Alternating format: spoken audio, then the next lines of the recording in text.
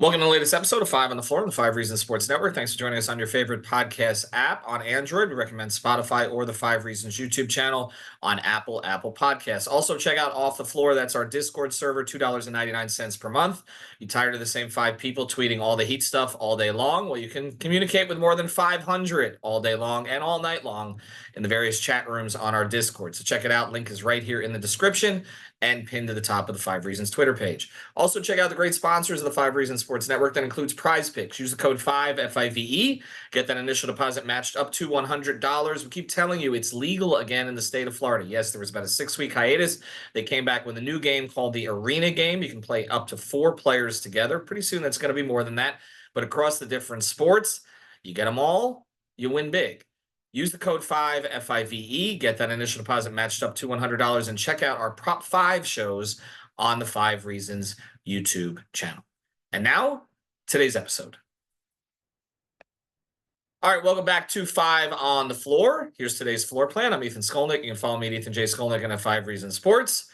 We got Brady Hawk. You can follow him at Brady Hawk 305. We take a break from the 38 consecutive Donovan Mitchell episodes to bring you something about someone who is actually on the current team. Bam Adebayo named to first team all defense. The first time that this has happened in his career. It feels a little bit more like a result of sort of a groundswell for him that was well, groundswell is too strong because that means it was moving kind of quickly.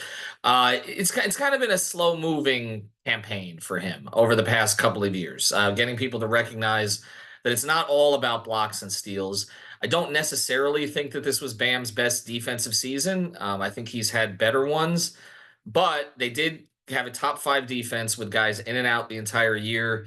He did finish, I guess, second in the team in games played this year at 71, so he had a lot to do with it. He and Jaime Hawk is the only Heat players to play at least 70. He was the consistent guy there on the defense all year long, and of course, he's been forced to play different styles to adjust to different personnel that this team has had. So I got a chance to talk to Bam yesterday on a Zoom call. Obviously excited about this. Believes he's the defensive player of the year every year. That's what he says. But I think he values this particular commendation, essentially, because it's been a long time coming. Brady, I'll get to this. Before we get into the specifics of what Bam can do better going forward and how he may need to adjust to rosters that come in, I was just curious for your thoughts about the fact that the all defense first team was all front court players this time, all bigs, and actually I think it was Alex Caruso who remarked or joked they put all the guards on the second team, of which he was one of them. What's your view on that overall? I mean, the bigs are the anchors. The bigs are the connectors of what makes a defense a good defense. Like you can have an individual player like uh, Caruso or Derek White or Drew Holiday or different, good guard defenders. Uh, but it's more matchup based. It's more kind of locking down the guy in front of you and not covering everything else up like kind of the lengthier, bigger defenders that are the actual anchors of their team. So I think that's just uh, this was what was going to happen when they changed it up and pretty much said they're not going position based in the defensive stuff and all of those recognition stuff, because it just is what it is. You just got to put your best guys um in that direction. But the funny thing is, Ethan, is thank God they did that, because with the infatuation with Wemby and everything going forward, and he's probably going to win a couple defensive player of the years himself in the coming years. It would have been tough for Bam, who's locked into that center position, to try to get first team all defense constantly behind him. So like the fact that now they're going positionless, and it really does help him that he's probably going to get a couple more of those.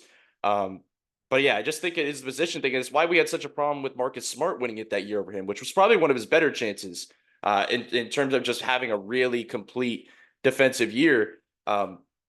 It's just the guards are just they're locked into a certain type of style. And I think honestly, Bam being a like almost like a guard defender, because he can guard the perimeter, and he's not like like you mentioned, he's not a shot blocking guy. He's just I'm gonna lock you down guy. I'm gonna force a miss guy. I'm just gonna force you into a tough shot, and that doesn't get accounted for. It's almost like he gets put into that guard bracket at times, which is that's the tough part. Like he's not looked at as an elite rim protector, even though he is without even blocking shots. Yeah, I mean that's why the Heat's numbers are always it's about not getting into the paint. Essentially, is the way that they try to operate, and they've done it without uh, a good point of attack defender at the guard position for a while, to the point that they've had to use their fours, whether it was Caleb Martin or Haywood Highsmith, or their small fours, their small ball fours, to do that kind of stuff. You know, the thing about Bam when he said what he wants to be known as a defender is as someone who has no weaknesses.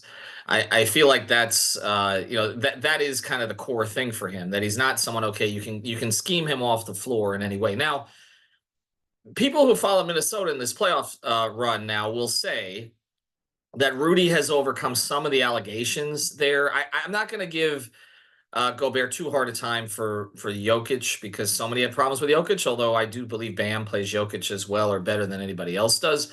But I think Minnesota, what we're seeing now with their defense, and even the game that Gobert missed, it's really good without him. I mean, I mean, Anthony Edwards is a plus defender. Jaden McDaniels is an elite defender. Alexander Walker has become a good defender, and Towns is actually playing defense now. So like their core defense would be good without Gobert. It's just better with him. Whereas Bam, this Heat defense, I don't know what this would be. Honestly, I mean, I mean, you've got Tyler, you've got Duncan, you've got K-Love. I mean, you know, guys who, I mean, let's just be honest. We're not considering the plus defenders. I know K-Love does a good job positionally, but then, you know, additionally, look, Caleb didn't have an elite defensive year. Haywood is really, and Jimmy, yes, can be an elite defender when he's engaged and playing, but really, Haywood Highsmith was the only other guy on the team that you would say, and Hawkins is better than advertised, but Highsmith is the only one to be like, okay, that guy would be part of a top five defense. Like, there's nobody else on this roster other than, I guess, again, an engaged Jimmy, who would qualify in that way, right? I guess you could throw DeLon in there, but I guess Yeah, does he really count because short it was minutes. it Yeah, was short term and yeah, you did not get a lot of minutes. But yeah, Haywood was kind of the definite one there. But you brought up Gobert.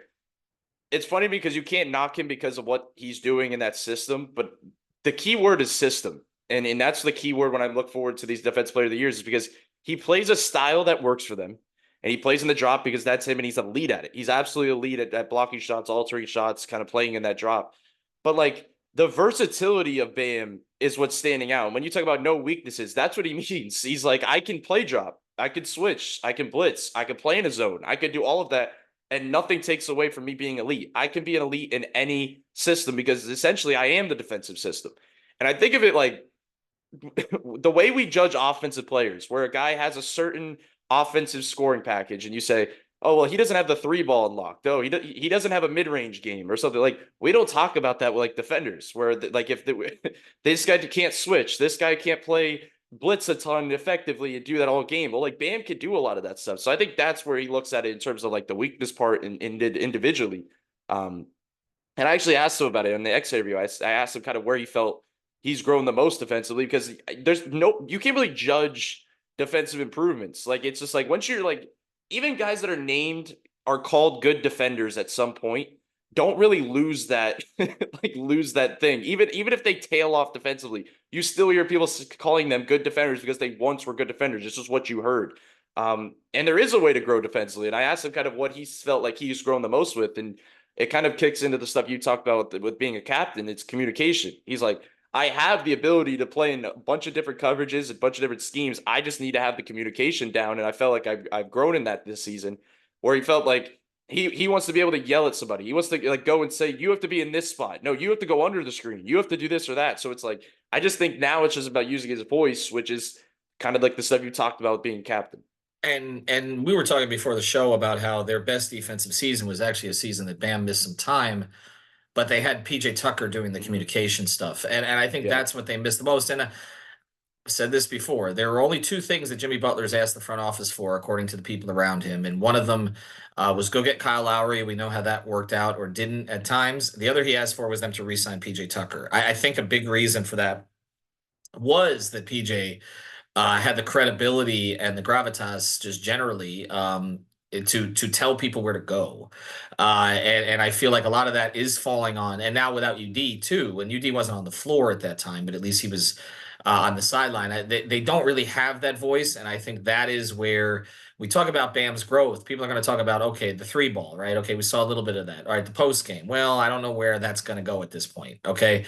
Getting to the line even more often. Okay. Or holding up offensively as the year goes on. And then we talk about defense. I'm not really sure where the improvements can come other than communication. But the big improvement is gonna be overall communication as a captain. And I think that it was funny when he said, I asked him about what he learned as captain this year, and he said it sucks.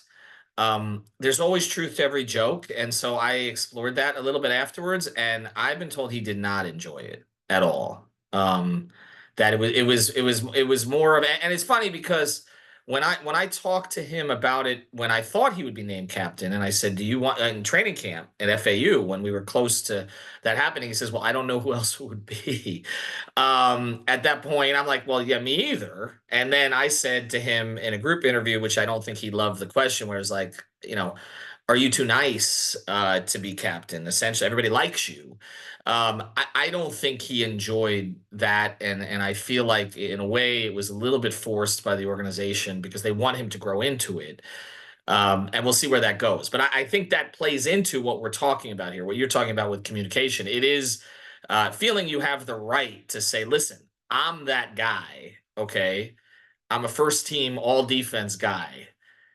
Please do what I say, like now. And I don't know that that's necessarily Bam's personality, and that's something I think he'll have to grow into. So all of these honors, I think, in that regard, help. I think again, when you can call someone all defense, when that can be your nickname, hey, all defense. Okay, that's and players call them by those names. I remember James Jones. He won that one 3-point contest, and literally for the entire tenure of the big three, LeBron and Dwayne called him champ because of that one. Okay, and they were all champions at a certain point, right? But they all called him champ, and now Bam is all defense. Okay, and so that's he's not DPOY, which I know is what he wants, but he's all defense, and so I think that may lend a little bit more credibility to his voice, which I think is a positive. All right, on the other side is we will get into overall stuff with Bam and also scheme related, like kind of what this may look like next year. Big Brother Ironwork. That's what I want to tell you about right now. Go to bigbrotherironwork.com. This is where you can get a free estimate all across the state of Florida, including Dade, Broward, the Keys, and more for your metalwork. They specialize in that: aluminum fences, gates, pergolas, railings, and all of that. They guarantee steadfast fabrication and installation with competitive pricing. They got more than 20 years of experience. They are experienced experts in the field. Avid Miami Heat fans, we always add that as well, and licensed and insured. So find them at Big Brother, that's bigbrotherironwork.com, bigbrotherironwork.com, or reach out to Abraham at 786-406-5780. That's 786-406-5780, bigbrotherironwork.com. All right, so we don't know who's going to be on the roster yet. That's the thing. And we know that they had to play a lot of zone this past year. We know that there's been switching over the period of time, from drop to blitzing to all kinds of different schemes that Spo has tried just to keep the team in the game defensively, since offense has been such a struggle. What do you think is the preferred style of defense around a Bam Adebayo type player?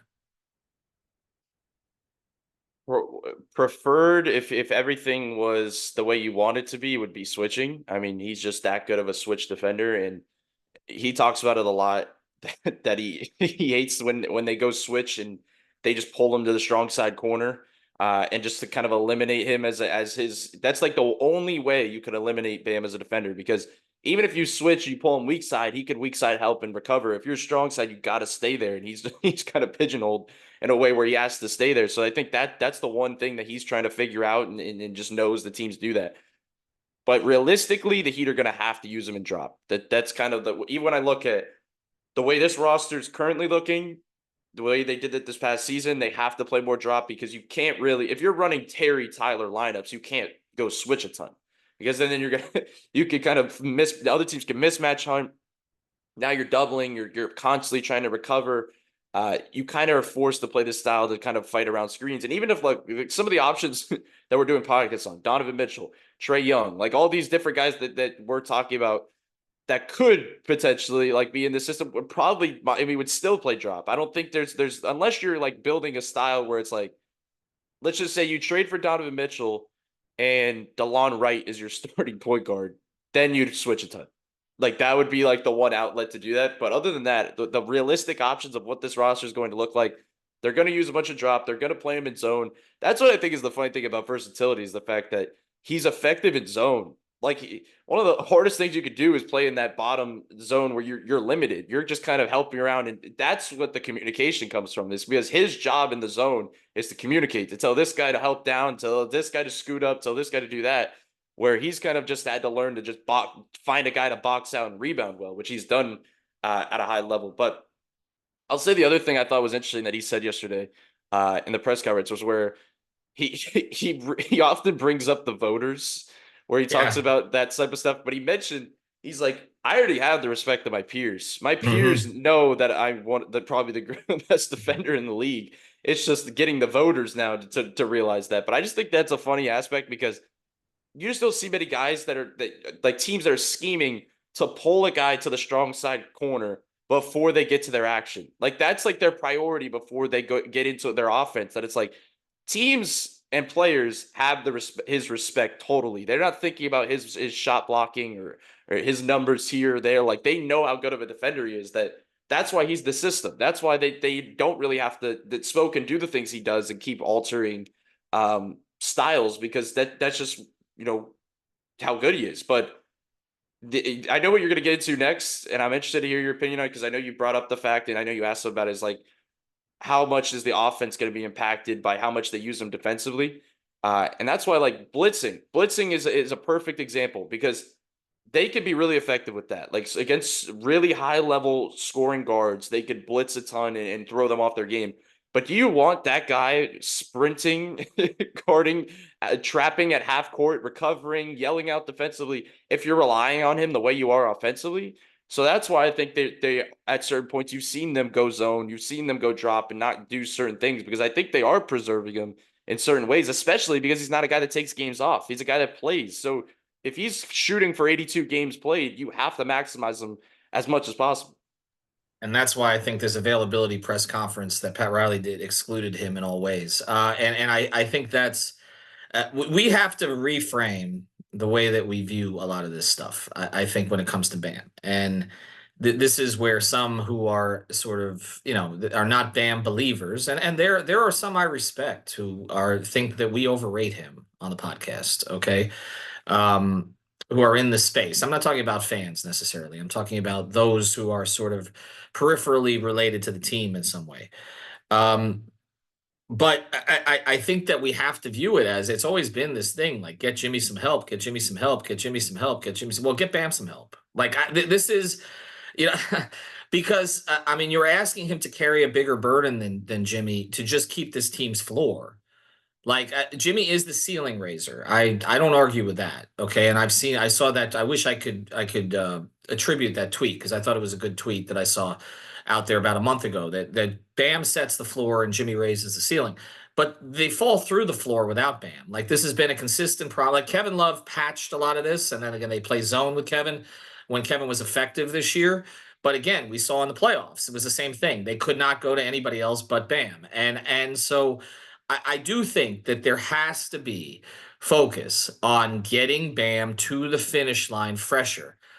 And we talk about his minutes. Like I want them to up his minutes in the playoffs, but they may need to figure out a way somehow to get the minutes down a little bit during the regular season. Like you mentioned, play certain styles that will preserve him a little bit because we can't have it all ways. Like you cannot, I mean, there is not another guy in the league. Like if you look at the top 15 players in the league right now, okay, there's not another guy in the league who's asked to do this defensively. Like, and then you're like, okay, now get me 22.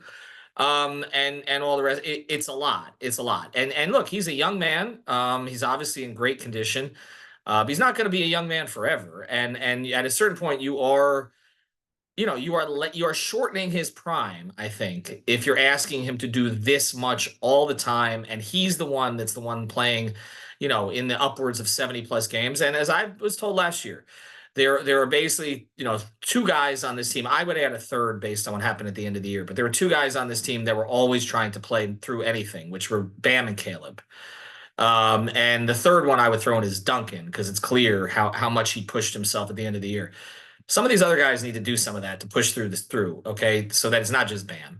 And also they just need to get size next to him. I that's where I'm at.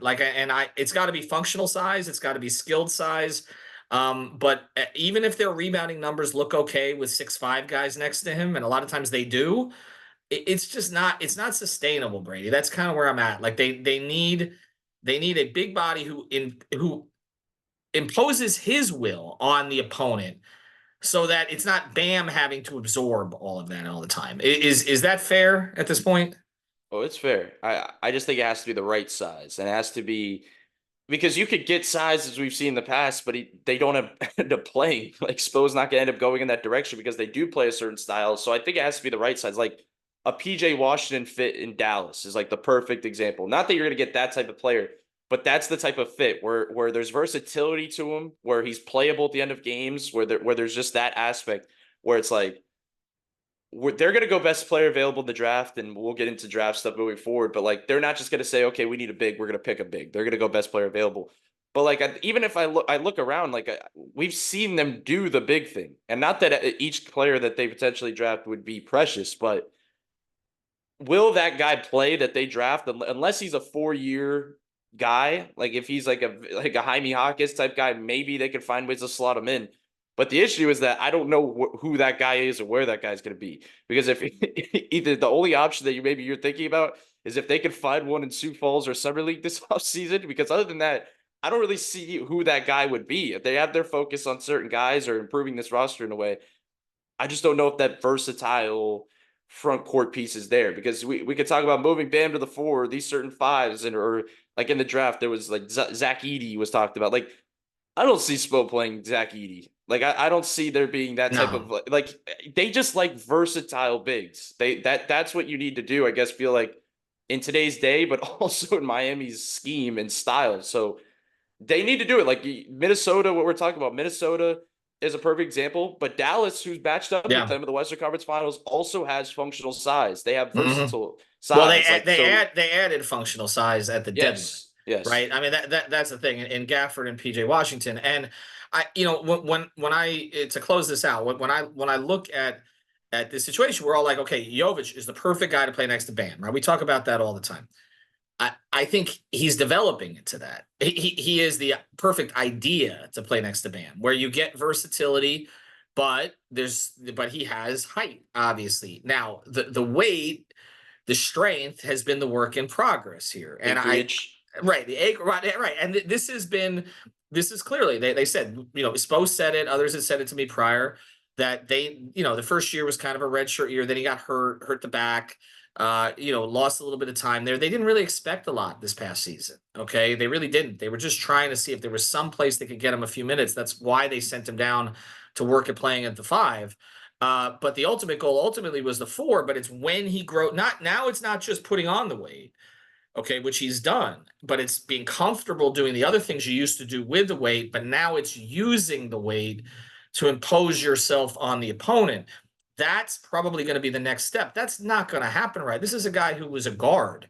Okay. So that's not going to happen right away, just instinctually. This is going to take, he's not, it's just not going to be his mentality. So again, I wanted them to keep Jovic. I think Jovic is the long-term fit next to Bam. They need one more piece in that front court, though, that they can go to for 25 minutes. It's supposed to be comfortable going to for 25 minutes. I mean, they need a Naz Reid, okay? And that's easier said than done, but, who's the third guy in that rotation, right? So you sort of have, Towns and Gobert, and then you have Naz Reid. But again, this was an undrafted free agent. I'm not saying that you're going to find another one like that, but that's the kind of player. And now we can look back and say, okay, maybe you could have moved Tyler Hero to get him a year or two ago. Who knows? Okay. Right now, I don't know that they have a piece they can move for a player that good. So it is about trying to find somebody somewhere who can at least plug that gap and give Bam a break. That's it. Like, this, give Bam a break so that you can get him. His shot attempts have decreased last year. They decreased every month over month. Why? He's tired. He's tired. Like, that's the thing. Like, he's the one that's being asked to carry. And again, it would help if his star partner would play 65 plus games. I just think that would make a difference. And that's the topic we're going to keep coming back to this entire offseason. All right. Thanks to Brady. Thanks to our sponsors, BigBrotherIronwork.com. Make sure you check them out. And also our friends over at Prize Picks. Use the code 5FIVE. They're more my friends today than 2 days ago because, wow, I hit big last night. Have a good one, everybody.